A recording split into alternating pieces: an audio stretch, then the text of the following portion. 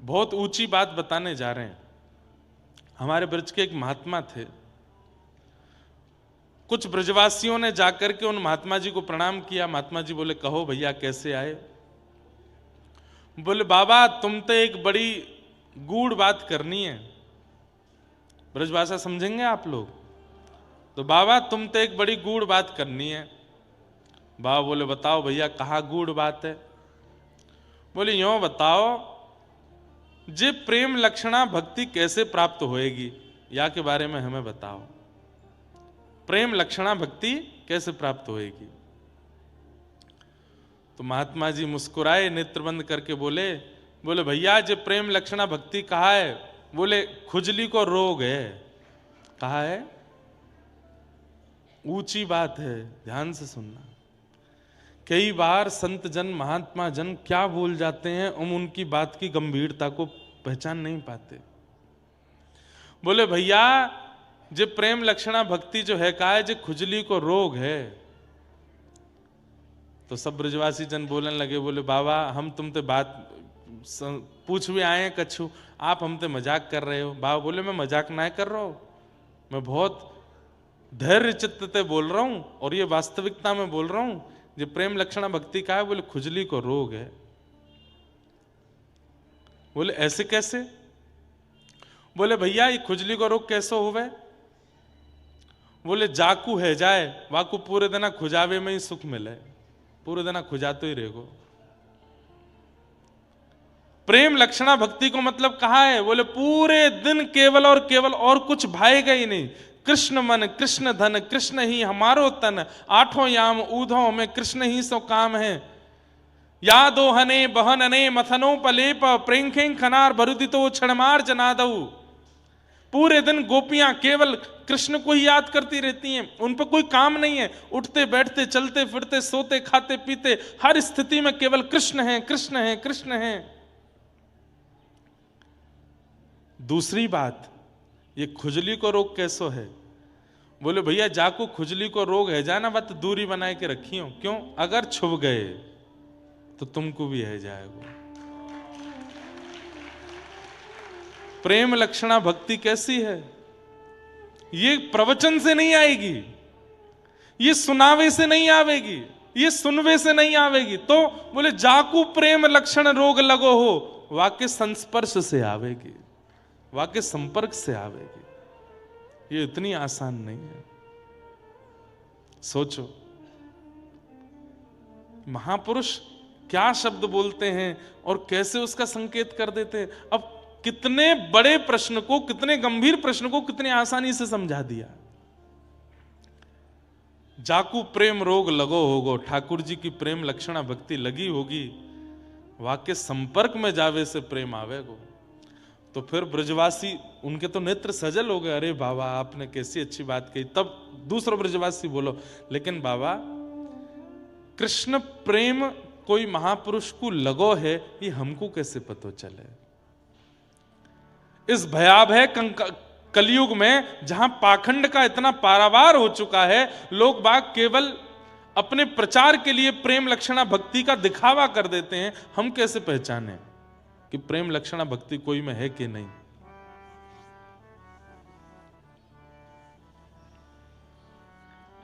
तब महाराज जी ने बताई, बोले देखो प्रेम लक्षणा भक्ति या तो अलग ही दिख जाएगी, और अगर फिर भी लगे कि भाई कहीं पाखंड तो नहीं है, तो श्रीमद् भागवत में वर्णित, भक्तमाल में वर्णित, रामचरित्र मानस में वर्णित जो प्रेम लक्षण भक्त उनके जो चरित्र हैं, उन चरित्रों का श्रवण करके और नेत्र बंद करके उन भक्तों का चिंतन करके उनके स्पर्श करने का प्रयास मन में करो। जैसे मीराबाई, अब भक्तिमती मीराबाई है, अब आजकल मीराबाई तो है नहीं, तो मीराबाई का चरित्र सुनो और चरित्र सुन के नेत्र बंद करके अपने हृदय में ही मीराबाई को प्रकट कर लो और प्रकट करके उनके चरण छूने का, उनके संस्पर्श में रहने का, उनके संपर्क में रहने का चिंतन करना प्रारंभ कर दो। तो भले ही प्रकट रूप में तुमको प्रेमी भक्त नहीं मिल रहे हो, पर अप्रकट भाव से जो पूर्व प्रेमी भक्त हैं, उनके कथा चरित्र सुन करके तुम उनका स्पर्श करके प्रेम लक्षणा भक्ति को प्राप्त कर सकते हो। समझ में आई बात? प्रकट रूप में नहीं मिल रहे हो तो अप्रकट रूप से जो पूर्व के प्रेम लक्षण भक्ति वाले भक्त हैं उनका स्मरण करके उनका स्पर्श कर लो। अब मीराबाई है, निश्चित है अगर 3 दिन हमने मीरा चरित्र सुन लिया और हमने सुना दिया तो ऐसा हो नहीं सकता कि इतने 1000 लोगों में से कोई एक पर भी उस भक्ति का रंग ना चढ़े। हो जाएगा, चढ़ ही जाएगा। तो बड़ी कृपा है कि प्रकट रूप में ऐसे संत मिल जाएं, लेकिन नहीं मिले तो जो पूर्व के ऐसे संत हैं उनके चरित्र सुनना प्रारंभ करो। श्याम मन है चाकर राखो जो, हरि जी माने चाकर राखो जी। मीराबाई गाती है, चाकर रहसू बाग लगासू, नित उठ दर्शन पासू। चाकर रहसू बाग लगासू, नित उठ दर्शन पासू। वृंदावन री कुंज गलिन में, वृंदावन री कुंज गलिन में, हरि की लीला गासूं, हरि की लीला गासूं। श्याम माने चाकर राखो जो, श्याम माने चाकर राखो जी। एक बहुत अच्छा पद लगता है मुझे मीराबाई का, गा लो। हो मैं तो गोविंद रा गुण गासूं, राणा जी रूठे तो मने खाए करसी। मैं तो गोविंद रा गुण गासूं, राणा जी रूठे तो मने। अरे मैं तो नैमिषारण्य जाऊंगा, मैं तो वृंदावन जाऊंगा, मैं तो बरसाने जाऊंगा, मैं तो कथा सुनूंगा। अरे तुम्हारे पति को बढ़िया नहीं लगता, तुम्हारे बच्चों को अच्छा नहीं लगता, तुम्हारी पत्नी को अच्छा नहीं लगता, तुम्हारे रिश्तेदार नातेदार तुम्हारा मजाक उड़ाते हैं, बोले उड़ाने दो। अरे कृष्ण भक्त हूं इसलिए मजाक उड़ा रहे हैं, ये मेरा सौभाग्य है। कहीं खाने पीने वाला होता और फिर मेरा मजाक उड़ाया जाता तो फिर मेरे लिए तो बहुत बड़े दुर्भाग्य की बात होती। अरे कोई पी करके नालियों में पड़ा रहता है, उसका मजाक बने ये उसके लिए दुर्भाग्य है। हम तो कृष्ण रस पी पी करके वृंदावन में पड़े रहते हैं, फिर भी हमारा मजाक बने तो ये हमारे लिए सौभाग्य है। मैं तो गोविंद रा गुण गासूं, राणा जी रूठे तो मने काय करसी। मैं तो गोविंद रा गुण गासूं, राणा जी रूठे तो मने काय करसी। हे निरंतर हाँ राम नाम रा जहाज चला स्या, राम नाम रा जहाज चला स्या, राम नाम रा जहाज चला स्या। राम नाम रा जहाज चला। ओ मैं तो भव सागर तर जासूं, मैं तो भव सागर तर जासूं। हाँ मैं तो भव सागर तर जासूं, मैं तो भव सागर तर जासूं। मैं तो गोविंद रा गुण गासूं, राणा जी रूठे तो मने काय करसी। मैं तो गोविंद रा गुण गासूं, राणा जी बोलो वृंदावन बिहारी लाल की। भुजा उठा के करताल बजा के गाओ।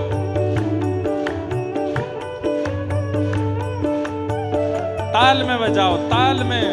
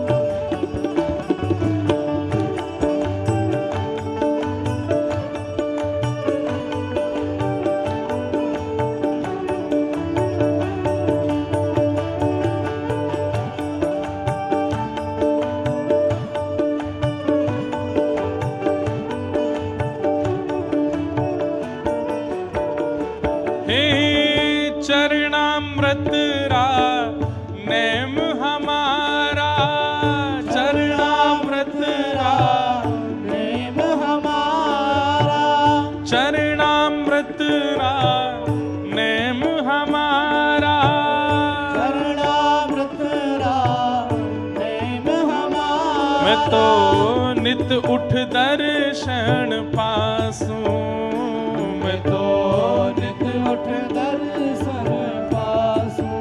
हाँ मैं तो नित उठ दर्शन पासूं, मैं तो नित उठ दर्शन पासूं। ओ हरि मंदिर मान नृत्य करास्या, हरि मंदिर मान नृत्य करास्या। मैं तो हरि मंदिर मान नृत्य करास्या, हरि मंदिर मान नृत्य करास्या। ओ मैं तो घूंघरिया घम कासूं, मैं तो घूंघरिया घम कासूं। हाँ मैं तो घूंघरिया घम कासूं, मैं तो घूंघरिया घम ओ कासूं। मैं तो गोविंद रा गुण गासूं, राणा जी रूठे तो मने काय करसी, मैं तो गोविंद रा गुण गासूं, राणा जी रूठे तो मने काय करीसी। मैं तो गोविंद रा गुण गासूं, राणा जी रूठे तो मने काय करसी, मैं तो गोविंद रा गुण गासूं, राणा जी रूठे तो मने काय करीसी। हे मीरा के प्रभु गिरधर नागर, मीरा के प्रभु गिरधर नागर। हे मीरा के प्रभु गिरधर नागर, मीरा के प्रभु गिरधर नागर। हे प्रभु गिरधर नागर, गिरधर नागर। हे प्रभु गिरधर नागर, गिरधर नागर। गिरधर नागर, गिरधर हे नागर। प्रभु गिरधर नागर, गिरधर हे नागर। प्रभु गिरधर नागर, गिरधर नागर। हे प्रभु गिरधर नागर, गिरधर नागर। मीरा के प्रभु गिरधर नागर, मीरा के प्रभु गिरधर नागर। ओ मैं तो निरख परख गुण गासूं, मैं तो निरख परख गुण गासूं। हाँ मैं तो निरख परख गुण गासूं, मैं तो निरख परख गुण गासूं। ओ मैं तो गोविंद रा गुण गासूं, राणा जी रूठे तो मने काय करसी, मैं तो गोविंद रा गुण गासूं, राणा जी रूठे तो मने काय करीसी। ओ मैं तो गोविंद रा गुण गासूं, राणा जी रूठे तो मने काय करसे, मैं तो गोविंद रा गुण गासूं, राणा जी रूठे तो मने काय करीसी। ओ राणा जी रूठे तो मने काय करसे, राणा जी रूठे तो मने काय ओ राणा जी रूठे तो मने काय करसे, राणा जी रूठे तो मने काय करीसी। बोलो भक्त वत्सल भगवान की। अब साची सांची बताना, ये हमने 2-4 मिनट मीराबाई का एक पद गाया, चित्त में प्रेम नहीं प्रकट हुआ है, हृदय में प्रेम नहीं आया, रोंगटे खड़े नहीं हुए, थिरकने का मन नहीं हुआ, हृदय आनंदित नहीं हुआ, हो गया ना। यही बात उन संत ने समझाई। बोले भैया अगर प्रेम लक्षणा भक्ति वाला कोई भक्त या संत मिल जाए तो उसके संस्पर्श में चले जाओ, उसके संस्पर्श में रहने लगो, लेकिन नहीं मिल रहा हो तो पूर्व के जो प्रेमी भक्त हैं उनके चरित्र सुनो, उनके पद गाओ, उनका चिंतन करो, उससे प्रेम लक्षणा भक्ति चित्त में आ जाएगी, निश्चित आ जाएगी। और ये प्रेम लक्षणा भक्ति का संचार हो कहां से रहा है? वहीं से तो हो रहा है। सूरदास जी के चरित्र गाओ, मीराबाई के पद गाओ, तुलसीदास जी के पद गाओ, इन्हीं की कृपा से ही प्रेम आने लग जाएगा चित्त में, और ढूंढने की आवश्यकता नहीं है। तो यही परम धर्म है। ठाकुर जी के प्रति श्रद्धा होना धर्म है, ठाकुर जी के प्रति विश्वास होना धर्म है, ठाकुर जी के प्रति आस्था होना धर्म है, ठाकुर जी के प्रति समर्पण होना धर्म है, पर ठाकुर जी के प्रति प्रेम होना ये परम धर्म है। प्रेम, और प्रेम कहते किसको है? सब जानते हैं प्रेम किसको कहते हैं। 24 घंटा में से 1.5 घंटा आप ठाकुर जी के लिए निकालते हो, वो धर्म है। पर 24 घंटा में से 1.5 घंटा केवल संसार को देते हो, बाकी सब ठाकुर जी को देते हो, ये प्रेम है। कई लोग कहते हैं महाराज जी संतों के चेहरे पे इतना नूर क्यों होता है? ये संत जन कौन सी क्रीम लगाते हैं अपने मुंह पे? ये संत जन, वैष्णव जन और भगवत प्रेम कराने वाले सब भक्त जन, इनके मुखमंडल में इतना आकर्षण क्यों होता है? हम आकर्षित क्यों होते चले जाते हैं? देखो एक बात सुनिए, किसी के मुखमंडल को देख करके अगर उसका चिंतन बन रहा है तो वो भक्त नहीं है, पर किसी के रूप मुखमंडल को देख करके ठाकुर जी का चिंतन बन रहा है तो समझो वो भक्त है। आपके चित्त में हमारे पूज्य श्री मलुक पीठ वाले महाराज जी को आप देखो, उनका रूप देख करके जब आप उनसे दूर चले जाओगे तो राम जी की याद आएगी, राघव जी की याद आएगी, गौ माता की याद आएगी। हमारे गोरीलाल कुंज वाले महाराज जी को देखो, उनको देख करके श्री कुंज बिहारी लाल स्मृति में आते हैं। हमारे पूज्य प्रेमानंद जी महाराज को देखो, उनको देख के राधा वल्लभ जी की याद आती है, वृंदावन का स्मरण होता है, रज का स्मरण होता है, यमुना जी का स्मरण होता है। हमारे वृंदावन के अनेक ऐसे संत महापुरुष हैं, उनको देख करके ठाकुर जी की याद आती है, वो भक्त हैं। मीराबाई बहुत सुंदर थी, पर मीराबाई के चरित्र में आता है कि इतने हजारों लोग मीराबाई को देखने के लिए आते थे। जब मीराबाई का ब्याह हो गया तो मीराबाई के महल, जिस महल में वो रहती थी, उस महल के नीचे संतों की भीड़ लगी रहती थी। मेवाड़ में कभी संत जन आते ही नहीं थे, लेकिन मीराबाई के आने के बाद इतने संतों की भीड़ लग गई। तो भोजराज जिनसे विवाह हुआ, वो एक बार रूप बदल करके उन संतों के बीच में गए और पूछने लगे, मीरा को देख करके क्या लगता है? बहुत सुंदर है, चांद जैसा मुखड़ा है, इतनी आकर्षक लगती है, इसके नेत्र मृग जैसे हैं, इसकी नासिका ऐसी है, इसके घुंघराले केश हैं, इसके कान ऐसे हैं। मतलब रूप का वर्णन करने लगे तो पास पास बैठे हुए संत जन कह रहे, राम राम राम राम, छी छी छी, अरे क्या बोलते हो भाई, क्या बोल रहे हो? तो बोले मीराबाई, वही तो कह रहा हूं, हम उसके नेत्र ही तो देखने आते हैं, उसकी अलकावली तो देखने आते हैं, उसकी नाकी तो देखने आते हैं, उसके रूप का गौरवर्ण ही तो देखने आते हैं। तो बाकी सब संत जन गुस्सा हो गए, तू कैसी बात करता है? मीराबाई का रूप देख करके हम उसकी सुंदरता देखने नहीं आते, तो क्यों आए हो तुम लोग? बोले, अरे बद्रीनाथ जा करके, रामेश्वरम जा करके, जगन्नाथपुरी जा करके, द्वारिकापुरी जा करके, तीर्थों में नंगे पैर भ्रमण करके भी कृष्ण इतने प्रिय नहीं लगते जितने मीराबाई के रूप को देख के लगने लगते हैं। उनका एक झलक पाते ही कृष्ण और प्रिय हो जाते हैं, और ज्यादा प्यारे लगते हैं। हम तो इसलिए मीरा को देखने आते हैं। अद्भुत है। तो धर्म प्रोजित कई तवोत्र परमो, हमारे चित्त में परम धर्म का प्रादुर्भाव भागवत की कृपा से होता है। अगर आप भक्त चरित्र ही सुनते रहोगे और श्रीमद् भागवत जी का आश्रय नहीं लोगे तो भी कहीं ना कहीं प्रेम लक्षणा भक्ति उत्पन्न नहीं हो पाएगी। इसलिए हमारे स्वामी श्री हरिदास जी महाराज, जिनकी परंपरा इतनी कठिन है, इतनी गौड़ है कि उसमें प्रवेश करना व्रज में भी बहुत मुश्किल है।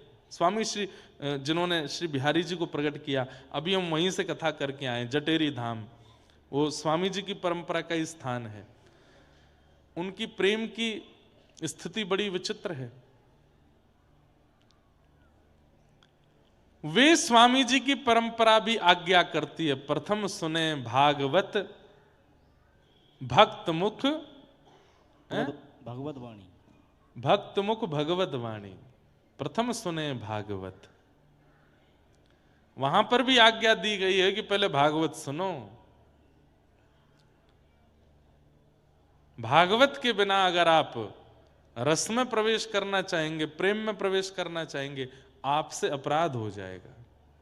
ठाकुर जी सामने आ भी गए तो भी अपराध बन जाएगा, और वो ऐसा अपराध बनेगा कि उस अपराध के कारण ठाकुर जी जन्मों तक नहीं मिलेंगे। इसलिए भागवत के आश्रय से प्रवेश करो। धर्म प्रोजित कई तवोत्र परमो, तो भागवत का विषय क्या है? हमारे चित्त में परम धर्म का प्रादुर्भाव होना। परम धर्म क्या है? कृष्ण से अहेतुकी प्रेम लक्षणा भक्ति होना। तो ठाकुर जी से प्रेम लक्षणा भक्ति होना, यह भागवत का विषय। श्रीमद् भागवत का अधिकारी कौन है? तो कहते हैं निर्मत सराणाम सताम, जिसके चित्त में मात्सर्य दोष नहीं है। मात्सर्य दोष किसको कहते हैं? मात्सर्य दोष किसको कहते हैं? इधर देखो, यहां देखो। दूसरे के प्रति ईर्ष्या, किसी की अच्छाइयों को देख करके आप विचलित होते हो, वो इतना अच्छा क्यों है, वो इतना बढ़िया क्यों है, इसको मात्सर्य दोष कहते हैं। मैंने कई बार कथाओं में इस बात को कहा है, ठाकुर जी कामी को मिले हैं, क्रोधी को मिले हैं, लोभी को मिले हैं, मोही को मिले हैं, लेकिन ईर्ष्यालु को नहीं मिलते। और कई बार ऐसा देखा गया है कि व्यक्ति के अंदर काम नहीं है, क्रोध नहीं है, लोभ नहीं है, ईर्ष्या, लोभ नहीं है, मोह नहीं है, पर ईर्ष्या है। और उस व्यक्ति को लोग कह देते हैं कि तो बढ़िया ही, तो कोई बात नहीं भाई, न ईर्ष्यालु ही तो है ना। आपको दिख नहीं रहा है। अगर ईर्ष्या है तो इसका मतलब काम भी है, क्रोध भी है, लोभ भी है, मतलब ये दोष है तो सारे दोष है। कई बीमारियां ऐसी होती हैं, अगर वह बीमारी है तो इसका मतलब है सर्वांगीण इंद्रियां आपकी नष्ट हो चुकी हैं। कई बीमारियां ऐसी, उससे रक्त भी खराब हो गया है, उससे लिवर भी खराब हो गया, किडनी भी खराब हो गई, हार्ट भी खराब हो गया है, बुद्धि भी खराब हो गई है, सब खराब हो जाता है एक बीमारी के आने से। ठीक वैसे ही ईर्ष्यालुता एक ऐसी बीमारी है, यदि आपके चित्त में है तो इसका मतलब आप बाकी के सारे दोषों को आमंत्रित कर रहे हो। ईर्ष्या क्या करता है पता है? हमारे चित्त में दोषों के लिए जगह नहीं होती। बहुत ध्यान से सुनो, इधर देखो, इधर देखो, यहां देखो, कथा सुनो। हमारे चित्त में जगह नहीं है ईर्ष्या दोषों के लिए। काम क्रोध लोभ मोह आना तो चाहते हैं, पर उनको जगह नहीं मिलती। तब वे क्या करते हैं? एक ऐसे चिकित्सक को भेजते हैं जो भीतर जाके जगह बनाए, वो उसका नाम है ईर्ष्या। ईर्ष्या हमारे अंदर जैसे ही आती है तो वो जगह बनाने लगता है, और इतनी जगह बना लेता है, इतनी जगह बना लेता है कि वो फिर आमंत्रित करता, आ जाओ सबरे। तो काम क्रोध लोभ मोह द्वेष अभिनिवेश अहंता ममता चिंता सब एक साथ आके चित्त में बैठ जाते हैं। ईर्ष्या को ही नहीं आने दिया तो इसका मतलब स्थान ही नहीं बन पाया, और स्थान नहीं बन पाएगा तो बाकी के दोष आ ही नहीं पाएंगे। लेकिन दुर्भाग्य की बात है, आज हर दूसरे व्यक्ति के अंदर ईर्ष्या है। आप स्वयं से पूछिए, स्वयं से पूछिए, और अभी मत पूछिए, बाद में पूछना कथा के बाद। ईर्ष्या है किसी से? है तो सही, सबको है। और वही ईर्ष्या दोषों को जन्म देती है। भगवान से प्रार्थना करना, कभी ईर्ष्या चित्त में ना आवे। काम क्रोध लोभ मोह यदि चित्त में आ भी गए तो इनकी चिकित्सा हो जाएगी, पर ईर्ष्या आ गई तो उसकी चिकित्सा नहीं हो सकती। वो तो फिर आपका नाश करवा के ही जाएगी। और सबसे बड़ी बात है, ईर्ष्यालु व्यक्ति को ठाकुर जी की प्राप्ति नहीं होती। तो ऐसे ऐसे स्वभाव को हम लाएं क्यों जो भगवत मिलन में बाधा बने? किसी की उपलब्धियां देख करके, किसी के धन को देख करके, किसी के वैभव को देख करके, किसी की सुंदरता देख करके, किसी की प्रसन्नता देख करके आप ईर्ष्या में चले जा रहे हो। ये बहुत बड़ा दोष है, इससे बचने का प्रयास करो। मैं एक बात कहता हूं, श्रावण के दिनों में इस बार शंकर जी के ऊपर जल चढ़ाते हुए प्रार्थना करना है, हे शंकर जी, हरि जी मोहे संत हृदय कर दीजो, हरि जी मोहे संत हृदय कर दीजो। हे नाथ, मुझे आप सरल बना दो, मेरे अंदर दया का संचार कर दीजिए, मेरे अंदर करुणा ले आइए नाथ, मेरे अंदर से ईर्ष्या को दूर कर दीजिए। हम ठाकुर जी से ये सब तो कभी मांगते नहीं, दुनिया भर के संसार मांगते रहते हैं। ठाकुर जी से मांगना है तो ये मांगो, ये हनुमान जी महाराज जैसे आप हो ना वैसे हमको बना दो, हे भोलेनाथ जैसे भोले आप हो वैसे हमको बना दो। अरे ठाकुर जी से याचना करो, हमको भोंदू बना दो, भोंदू, बिल्कुल भोंदू बना दो, सीधा बना दो हमको। हम बहुत बहुत चतुर हो गए नाथ, हमारे अंदर बहुत विकार हो गए, हमको सीधा कर दीजिए। ये क्यों नहीं मांगते हम ठाकुर जी से? बंधुओं, ज्ञानियों को ठाकुर जी मिलते हैं, विरक्तों को ठाकुर जी मिलते हैं, भक्तों को ठाकुर जी मिलते हैं, पर एक बात यह भी लिख लो, भोंदू को ठाकुर जी मिलते हैं। आपने उससे जाके कह दिया, बोले सूरज नहीं है, बोले तो ऊपर एक लालटेन लटका रखी है, तो मान जाए अच्छा लालटेन नहीं होगी। इतना भोंदू हो सकता है कोई? पर इतने भोंदू हो गए ना जिस दिन, उस दिन ठाकुर जी मिल जाएंगे। वाह, इतने सीधे हो भाई। अच्छा, कई परिवार के लोग मेरे को आकर के इस बात पर टोकते, महाराज जी आप कथा में कहते हो कि भोंदू बन जाओ, सीधे बन जाओ, सरल बन जाओ। आपको पता है कितना चालाक संसार है? हमारे बच्चे अगर स्मार्टनेस नहीं लाएंगे, हमारे बच्चे थोड़े क्लेवर नहीं होंगे, हमारे बच्चे थोड़े से अपने आप को इंप्रूव नहीं करेंगे, तो संसार उनके साथ खेलेगा, ये संसार उनको पागल बना देगा, संसार उनके साथ में दुर्व्यवहार करेगा। अरे जब व्यक्ति सरल चित्त हो जाता है ना, जब व्यक्ति सीधा हो जाता है, जब व्यक्ति भोंदू हो जाता है, बिल्कुल सीधा हो जाता है और संसार उससे खेल भी जाता है ना, तो फिर ठाकुर जी उसके साथ खेल कर जाते हैं। और ठाकुर जी जब खेल करते हैं तो फिर सारे खेल छोटे पड़ जाएंगे। घर में दो बालक हैं, एक बड़ा है एक छोटा है। मां को बाजार जाना है, बताओ कौन से बालक को संग लेके जाती है? क्यों? क्योंकि छोटा सीधा है।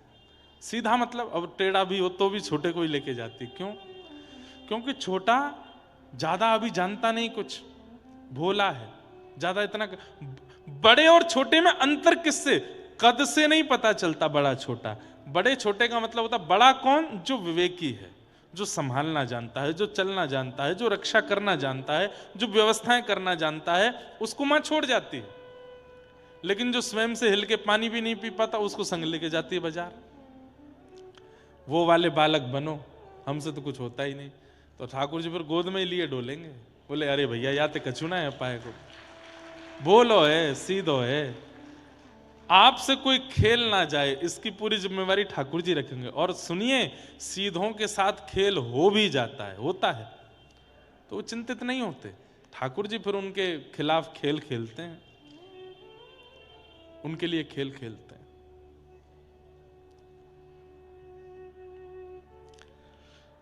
तो निर्मत सराणाम सताम, मात्सर्य दोष को चित्त में मत आने दीजिए। आप पूछेंगे महाराज जी मात्सर्य दोष ना आवे इसके लिए हम क्या करें? नित्य सत्संग करो, नित्य कथा सुनो और संग दोष से बचो। जो कुसंगी हैं,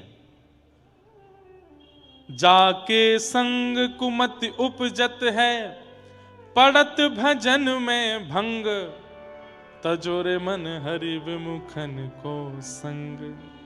जाके संग कुमति उपजत है, मतलब आपने कभी विचार नहीं किया था गलत स्थान पर जाने का, पर किसी के संग आने से, उसको देख करके, उसके कहने से, उसके बताने से आपकी इच्छा हो गई, अरे मैं भी करके देखूं एक बार। वही कुसंगी है। जाके संग कुमति उपजत है, पड़त भजन में भंग। और जिसके संग आने से कथा से रुचि उठ गई, धाम से रुचि उठ गई, नाम से रुचि उठ गई, सेवा से रुचि उठ गई। सोचिए, पहले तो मैं बहुत भजन कर लेता था, आजकल भजन क्यों छूट रहा है? किसका संग कर रहा हूं मैं? ऐसा कौन व्यक्ति है जिसके पास आने से मेरा भजन छूट रहा है? उसका त्याग करो। तजोरे मन हरि वे मुखन को संग। क्यों? सूरदास जी कहते हैं, कहा होत पैपान कराए, विष नहीं तजत भुजंग। उसको कितना भी दूध पिला दो, सर्प जब डसेगा तो विष ही निकलता है। ऐसे ही कुसंगी व्यक्ति है, उसके संग में आने से आप बिगड़ जाओगे, वो नहीं सुधरेगा। इसलिए तजोरे मन हरि वे मुखन को संग। उससे क्या होगा? मात्सर्य दोष चित्त में नहीं आएगा, ईर्ष्यालुता चित्त में नहीं आवेगी। वैद्यम वास्तवमत्र वस्तु शिवदम। तो विषय सुन लिया, अधिकारी सुन लिया, अब संबंध। श्रीमद् भागवत हमें क्या प्रदान करती है? तो वैद्यम वास्तवमत्र वस्तु शिवदम, ठाकुर जी से हमारा संबंध करा देती है। और कैसा संबंध? बोले कल्याणकारी। कथा सुनने के पश्चात ठाकुर जी के प्रति संबंध प्रगाढ़ हो जाता है, संबंध अटूट हो जाता है। ये कोई अपने से लगने लगते हैं। बहुत भोंदू भोंदू कर दिया, सुनाई देते हैं भोंदू की कथा, बड़ी मधुर कथा है। अच्छा, आप में से कितने लोगों ने भोंदू की कथा सुनी है? देखो कितने सारे लोग सुने, और कितनों ने नहीं सुनी वो हाथ ऊपर करो। ज्यादा लोग वो हैं जिन्होंने नहीं सुनी, तो सुनाते हैं। हमारे व्रजमंडल में रूप गोस्वामी पाद रहते थे, बिल्कुल सत्य घटना है। उनकी गौशाला में एक बड़ा सीधा व्यक्ति रहता था। उसका नाम तो कुछ और था, पर वो इतना सीधा था कि सब उसको भोंदू बोलते थे। तो उसने भी अपना नाम भोंदू ही मान लिया। इतना सीधा था कि कोई उसको बोल देता ये गोबर नहीं है हलवा है, तो वो थाली में ले लेता था, हलवा ही होगा। इतना सीधा। और ऐसे सीधे लोगों को ठाकुर जी क्यों मिल जाते हैं? क्योंकि सीधे लोग ही कथा में कही गई बातों को भी सत्य मान करके स्वीकार करते हैं। चतुर लोग यूं सोचते हैं, व्यास जी हैं, कुछ भी बोलने, इनको तो 4 घंटा निकाल ले हैं, कुछ भी बोलते रहेंगे, इनको तो बस बढ़िया बढ़िया मीठी मीठी चुपड़ी बातें करनी है। चतुर लोग ऐसे सुनते हैं कथा, पर सीधे लोग, अच्छा ऐसे होता है, ऐसे हो जाता है, वो तुरंत उतार लेते हैं चित्त में। तो भोंदू पूरे दिन तो गौ सेवा करता था, गौ चारण करता था। शाम को जब गौ सानी आदि करके दूध काढ़ करके जब गैया निवृत्त हो जाती तो भोंदू भी फ्री हो जाता। तब रूप गोस्वामी जी का प्रवचन होता था, जीव गोस्वामी जी का, वहां बैठ करके सुनता था और उनके प्रवचन सुनता था। एक दिन वो सबसे पीछे बैठ के सुनता था, सारे बड़े बड़े विद्वान शिष्य आगे बैठते थे, भोंदू सबसे पीछे बैठता था। एक दिन जीव गोस्वामी पाद कथा में बोले, आहा तम गो रजत छुरित कुंतल वद्दवरह वन्य प्रसून रुचिरे क्षण चारुहासम। ठाकुर जी सिर पर सुंदर स्वाफी बांध करके, सुंदर सुंदर तिलक छापे लगा करके, ऊंची काचनी पहन करके, अपनी वंशी को कमर में बांध करके, हाथों में बछड़ा बछियाओं के रस्सा लेकर के ठाकुर जी गौ चारण के लिए जा रहे हैं। आगे गाय, पाछे गाय, इत गाय, उत गाय, गोविंद को गायन में बस वो ही बावे। यहां से होए होए करते हुए सब ग्वाल वाल चिल्लाते हुए चल रहे हैं, गैया चरा रहे हैं, गैयाओं की चरणरज उड़ करके ठाकुर जी के मुखमंडल पे लग रही है, सब चर्चा करते हुए चल रहे थे। और तभी ठाकुर जी गौचारण करते हुए भांडीर वन पहुंचे। ठाकुर जी भांडीर वन आए हैं, सब लोग ध्यान से सुनना। और जैसे ही भांडीर वन का नाम सुना, पीछे बैठा बैठा भोंदू बोला, अरे भांडीर वन तो मैं जाता हूं गैया चराने। भांडीर वन तो हमेशा मैं गया हूं अपनी गायों को चराने के लिए, गुरुदेव बता रहे कि भांडीर वन ठाकुर जी जाते हैं गैया चराने। अरे भोंदू तू कितनो बाबड़ो है भांडीर वन गैया चरावे 10 सालन ते जा रहो है, आज तक तेने ठाकुर जी ना देखे वहां पे। अपने मन से बोला कल जाऊंगो। अरे मैं हूं तो बाबड़ो हूं, मैं गैयान को छोड़ करके पौड़ जाऊं, लेट जाऊं। अब कल सो मैं जाऊंगो और भांडीर वन में जाके लेटूंगो नहीं, ढूंढूंगो ठाकुर जी कहां है। उसने विश्वास मान लिया। अब मैं कितना भी कहता हूं नैमिषारण्य में वहां पेड़ के पास ठाकुर जी बैठे, आप विश्वास नहीं मानोगे, पर भोंदू मान जाएगा। मैं कितना भी कहूं, कल मैंने कहा कि नैमिषारण्य का अरण्य ही श्री कृष्ण है, यहां वन ही ठाकुर जी हैं, पर आप नहीं मानोगे, पर भोंदू मान जाएगा। भोंदू ने सोचा गुरुदेव कह रहे हैं कि भांडीर वन में गैया चराने ठाकुर जी जाते हैं, मैं जाऊंगा। अगले दिन भांडीर वन गया, वो रोज ही जाता था भांडीर वन। भांडीर वन पहुंच करके आज गायों को चराने छोड़ दिया। रोज तो वो लेट जाता था वृक्ष के नीचे सोता था, लेकिन आज सोया नहीं, आज ढूंढ रहा है ठाकुर जी को, ढूंढ रहा है कहां है श्याम सुंदर, कहां है भगवान, कहां है ठाकुर जी। 1 दिन हो गए, 2 दिन हो गए, 3 दिन हो गए, 4-5 दिन जब निकल गए, ठाकुर जी जब नहीं मिले, 5वें दिन रोने लगा। मैं 10 सालों से आया भांडीर वन, ठाकुर जी नहीं आए। ऐसा तो नहीं है ठाकुर जी ने वन बदल दियो हो, कहीं और चराने लग गए हों गैया। इतने भावुक हृदय से रुदन करने लगा। ठाकुर जी के मन को अब सहन नहीं हुआ, बोले कि ये रोज ढूंढ रहा है मुझे। अरे इस बावड़े को कौन बतावे कि मैं द्वापर में चराता था, अब कलयुग में थोड़ी चराता हूं गैया भांडीर वन में, लेकिन ये इतनी उत्सुकता से ढूंढ रहा है। ठाकुर जी ने मन में विचार किया, बहुत दिन आएंगे मंदिर में बैठे बैठे, आज चलें, आज ने एक भोंदू से मिलके आवे, और इससे मिलने में कोई हानि भी नहीं है, अच्छा ही है। इतने में ही क्या देखता है भोंदू, असंख्य गायों का झुंड सामने से आ रहा है, और तभी देखता है कि 2 विशाल गाय इधर उधर हुई, और बीच में पीली पीतांबरी पहने हुए, सिर पर ढांटा बांधे हुए, कमर पर लठिया टांगे हुए, बढ़िया छाग लटक रही है, और मदमस्त चाल के साथ मधुर नेत्र हैं ठाकुर जी के, कटाक्ष नेत्रों से इधर उधर देखते हुए, आहा वरहा पीडम नटवर वपुः कर्णयो कर्णकारम विभ्रतवासः कनक कपिसं वैजयंतीं चमालाम रंध्रान वेणु अधर सुदया पूरयन गोप वृंदई वृंदारण्यम स्वपद रमणम प्राविशद गीत कीर्ति। ठाकुर जी वेणु चराते, वेणु बजाते हुए जैसे प्रकट हुए, भोंदू तो देखता ही रह गया, पलक झपकना भूल गया। ठाकुर जी आके बिल्कुल सामने ठाड़े है गए। अरे कहा देख रहे हो है? भोंदू बोलना भूल गया, शब्द ही नहीं पता क्या बोलना है। अरे तोते बात कर रहा हूं मैं, कहा देख रहे हो है? भोंदू बोला आप कितने सुंदर हो, आप कौन हो? बोले मैं तो नंद जी को लाला हूं, मैं यशोदा जी को लाला हूं। आप वही नंद जी के लाला हो जिनकी कथा गुरुदेव सुनाते हैं? बोले हाँ मैं वही नंद जी को लाला हूं।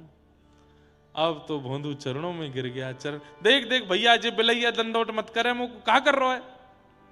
अरे आप भगवान हो, हमारे गुरुदेव कहते हैं भगवान मिले तो प्रणाम करना चाहिए, प्रणाम कर रहा हूं। देख मैं भगवान कोई गैया चरायो करे हैं? भगवान कोई गोबरन में डोलो करे? भगवान कोई रज में लोटो करे? मैं भगवान ना हूं, मैं तो ग्वारी आऊं तेरे जैसो, गैया चरावे आयो हूं। अच्छा अपनो नाम बता। मेरो नाम भूल गो, मैं कहा नाम है मेरो, मुझे याद ही ना आ रहा मेरो नाम का। अरे कहा बोल रहे सब रे? हाँ मेरो नाम है भोंदू। अब तो जैसे ही सुनी ठाकुर जी ने भोंदू, बोले भोंदू तेरो नाम है? बोला हाँ भोंदू मेरो नाम है। ठाकुर जी तो पेट पकड़ के जोर जोर से हंसे, वहीं बैठ गए, वहीं लेट गए। अरे भैया दोबारा बताइए तेरो नाम क्या है? बोलो मेरो नाम भोंदू है। अब तो ठाकुर जी हंसते हंसते इतने उन्मुक्त हो गए, वाकू पकड़ करके हृदय से लगाया। बोले दोबारा बता तेरो नाम क्या? बोलो मेरो नाम भोंदू है। बोले अच्छा तू भैया बड़ो भोरो है, बड़ो सीध है, मुत मित्रता कर ले। मैं आपकी मित्रता के लायक नहीं, मुझे वेद नहीं आते, मुझे शास्त्र नहीं आते, मुझे वेदांत नहीं आता, वो तो मेरे गुरुजी और उनके शिष्यों को आता है। वहां पे हजारों हैं, हमारी गौशाला में हजारों वेदज्ञ ब्राह्मण हैं, वो आपके मित्र बन। मैं तो गैयाओं के पीछे डोलता हूं, दूध निकालता, गोबर उठाता हूं। ना ना तू ही मेरो मित्र है और तू मेरो मित्र है आज तो चल अब हमारी दोनों उनकी मित्रता। बंधु बोलो जी अरे मित्र बन को ऐसी कोरो मित्र बनेगो कछु खवावे को नहीं, अरे मित्र बने तो खवाए हो जाए, ला चल अपनी छाक खोल। छाक मतलब वन में जाकर के जो भोजन बांध के ले गए कपड़ा में उसको छाक बोलते हैं।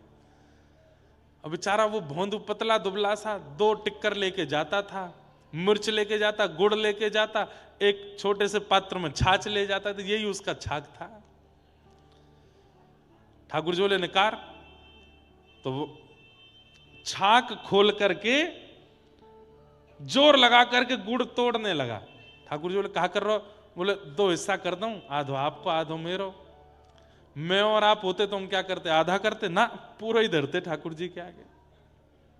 2 रोटी हैं तो 2 का भी विभाजन कर रहा है, एक ठाकुर जी को एक स्वयं को। ठाकुर जी इतने आनंदित हो गए, बोले भैया ये बढ़िया है, चतुर भक्त तो पूरा पूरा दे दें। लो ठाकुर जी सब आपका, आप अरे हम तो भूखे रह लेंगे, बड़ी नाटक करें मेरे आगे, लेकिन ये देखो बढ़िया है, आधे आधे कर रहे हो।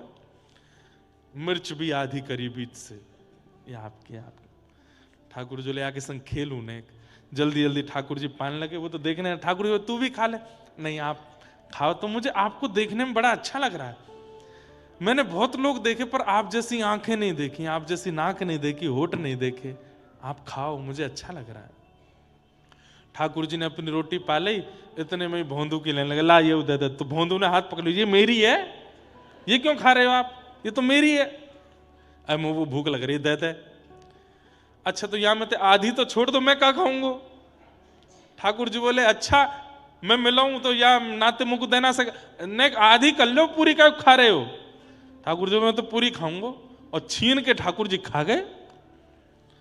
अरे अब तो मैं भूखा रहेगो, कल ते मैं यशोदा मैया बांध के ना भेजे कछु भोजन है, कल ते ज्यादा सु ले आऊंगा मैं, है? हाँ ठीक है। ठाकुर जी चले गए, भोंदू अपने चले। अरे भोंदू को लगा सबको भगवान मिलते ही हैं, मुझे आज पहली बार मिले, सबको ही मिलते हैं, मैं ही अभागा हूं, मुझे इतने सालों बाद मिले। उसने आश्रम में जाके किसी से कुछ कहा भी नहीं। अगले दिन जब पुनः जाने की बारी आई तो रसोईया से जाके बोलो भैया 4 टिक्कर धर दियो, कल भूखो रहेगो मैं, 4 टिक्कर दे दियो। बोले अरे भोंदू आज तक तो तेने 2 ही टिक्कर पाए, अब 4 का ही कुछ चाहिए? बोले अब कहा बताऊं, माऊ आवे, कन्हैया आवे। कौन आवे? अरे नंद जी को छोरा कन्हैया आवे, कल मेरे सबरे टिकरन ने खाएगो, तो आज 4 ले जाऊंगा, 2 वाकू दे दूंगा, 2 मैं खा लूंगा। रसोईया ने ये बात सुनी, तुरंत बोले रुक रुक रुक अभी आऊं। दौड़ करके गए, जीव गोस्वामी पाद के पास जाके बोले भोंदू ऐसे बोल रहा है और आज 4 टिक्कर मांग रहा है। गुरुदेव भोंदू है वो झूठ नहीं बोलता, मुझे लगता है उसने कुछ अनुभव किया है। गुरुदेव ने आकर के भोंदू से बात करी, भोंदू ने यही बात कही। बोले अच्छा जो कल तुझे वन में मिले थे उनका रूप कैसा था? बोले गुरुजी मैंने अपने जीवन काल में बहुत सुंदर लोग देखे पर उन जैसी छवि नहीं देखी। गुरुदेव वो जब बगल में बैठे ना, उनमें से चंदन की सुगंधी आ रही थी, उनके नेत्र ये जो कोने का भाग है ना गुरुदेव, ये इतना गहरा था, इतना गहरा था, कान तक स्पर्श हो रहा था, उनके नेत्र अलग ही थे, मैं तो खो गया था। अरे मैं कहा बताऊं, कितनी देर तक पूछते रहे तेरा नाम क्या है, मैं भूल गया था कि मेरा नाम भोंदू है। उनको देख के मैं अपनी सुध भूल गया था। गुरुदेव आपने तो देखे ही होंगे गुरुजी, मैं ही अभागा हूं, मुझे कल दिखे। जीव गोस्वामी बोले वेद वेदांतों का पाठ करते करते जीवन निकल गया, घर छोड़ा, परिवार छोड़ा, आज तक ठाकुर जी नहीं दिखे। गोबर थापने वाला इसको ठाकुर जी दिख गए, लेकिन बोले नहीं। बोले अच्छा मिले ठाकुर जी? हाँ एक काम करोगे? बोले जी गुरुदेव आ गया, उनको लेके आश्रम आना आज। तो भोंदू को ये लगा कि इतने योग्य लोग हैं पूरे आश्रम में, इनको ये कामना देकर के मुझे क्यों दिया, मैं तो इस लायक भी नहीं हूं, मैं तो इस योग्य भी नहीं हूं। तो भोंदू नाचने लगा इस बात से कि गुरुदेव ने मुझे कार्य दिया है। आज वन में गया, ठाकुर जी आए, भोंदू ने 2 टिक्कर ठाकुर जी को दिए, 2 टिक्कर अपने लिए। अच्छा आज तो ज्यादा लेके आए हो? बोले हाँ कल मैं भूखा रहेगो आपके मारे, हम ज्यादा लाया हूं। ठाकुर जी जैसे पाने लगे, भोंदू ने चरण पकड़े, बोले आप मेरे सखा हो ना? बोले हाँ। मेरी एक बात मानोगे? बोले बता। बोले आज गुरुदेव ने आपको आश्रम पे बुलाया, आश्रम चलोगे? ठाकुर जी बोले देख, तू जो कहेगो सो करूंगो, पर तेरे मेरे बीच जो होगो सो मुझको स्वीकार है, तीसरो कोई आवेगो मुझको स्वीकार नहीं। मैं कोई से नहीं मिलूंगा और तेरे गुरुजी के पास ना जाऊंगा, आश्रम भी नहीं जाऊंगा, ये सब कछु नहीं करूंगा। तू चाहे मना कर दे, मैं नहीं आऊंगा। तू रोज मिल मुझसे, तेरे संग खेलूंगा, लेकिन गुरुदेव के पास नहीं जाऊंगा। बंधु बोलो देखो ना, पहली बार गुरुदेव ने मुझे कोई जिम्मेवारी दी है और मैं नहीं पूरी करूंगा तो मैं क्या काम होते मना करके आऊंगा उनसे। ऐसे मत करो ना, चल दो। ठाकुर जी बोले मैं नहीं जाऊंगा। थोड़ी देर, प्रेम का स्वभाव है कि थोड़ी देर मनाया जाता है, फिर भी प्रेमी नहीं माने तो फिर क्रोध किया जाता है। बंधु बोलो नहीं चलोगे? बोले नहीं चलूंगा। नहीं जाओगे? बोले नहीं जाऊंगा। बोले देख लो? बोले हाँ देख लियो। नहीं जाओगे पक्का? बोले नहीं जाऊंगा, पक्का पक्का पक्का बिल्कुल नहीं जाऊंगा। ठाकुर जी रोटी पारे से तो हाथ में से रोटी छीन ली, बोले ये भी मत खाओ, ये भी गुरु जी के आश्रम की है, और ये लाओ गुड़ भी दो, ये सब दो यहाँ पे। ठाकुर जी कह रहे तो ये तो पान दे, बोले ना ये भी नहीं पाओगे। और सुनो? बोले हाँ, कल ते दिख मत जाइयो यहाँ पे मुझे। ये भांडीर वन है, मेरे गुरुदेव की गैया यहां चढ़ती हैं, कहीं तुम्हारी गैया मिल गई मोकू कल यहां तो तुम तो जाओगे नहीं, तुम पे तो अधिकार नहीं है मेरो, पर तुम्हारी गैया ने अपने गुरुदेव की गौशाला ले जाऊंगा मैं, कल तो मत दिखियो। ठाकुर जी बोले अच्छा ऐसे करेगा? बोले हाँ ऐसी ही बात है। और सुनो? बोले कहा मैं जा रहा हूं। कहां जा रहा हो? बोले चर गई मेरी गैया, मैं जा रहा हूं वापस, तुम्हारे पास बैठनो भी ना है मुझे।